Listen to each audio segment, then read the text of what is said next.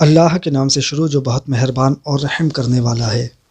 حضرت سیدنا فقیہ ابو اللیث سمرقندی رحمۃ اللہ علیہ تنبیہ الغافلین میں نقل کرتے ہیں، حضرت سیدنا وہب بن منبع رضی اللہ تعالی عنہ فرماتے ہیں، بنی اسرائیل کے ایک بزرگ ایک بار کہیں تشریف لے گئے، راستے میں ایک موقع پر اچانک پتھر کی ایک چٹان اوپر کی جانب سے سر کے قریب آ پہنچی۔ انہوں نے اللہ کا ذکر شروع کر دیا تو وہ دور ہٹ گئی۔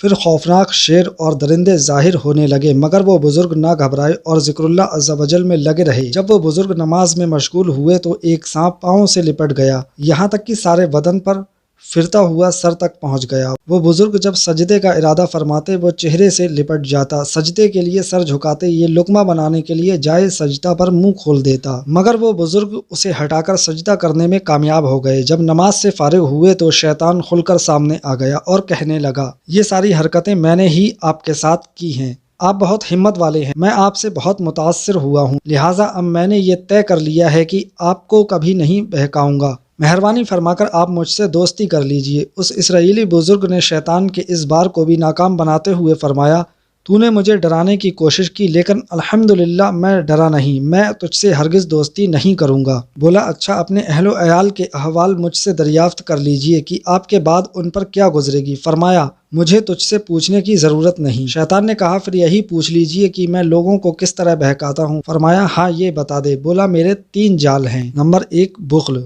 نمبر 2 غصہ، نمبر 3 نشہ۔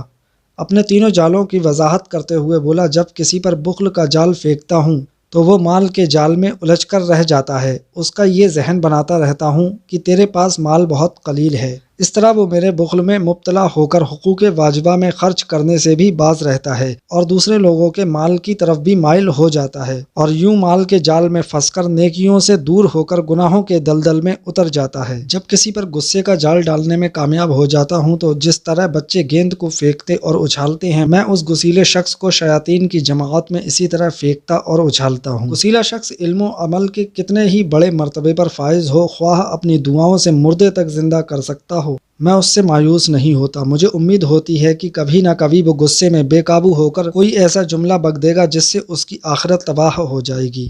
رہا نشہ تو میرے اس جال کا شکار یعنی شرابی، اس کو تو میں بکری کی طرح کان پکڑ کر جس برائی کی طرف چاہوں لیے لیے پھرتا ہوں۔